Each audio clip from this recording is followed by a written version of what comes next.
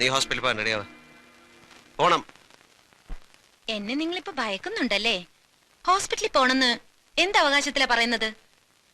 2 മാസം കൂടെയല്ലേ ബാക്കിയുള്ളൂ.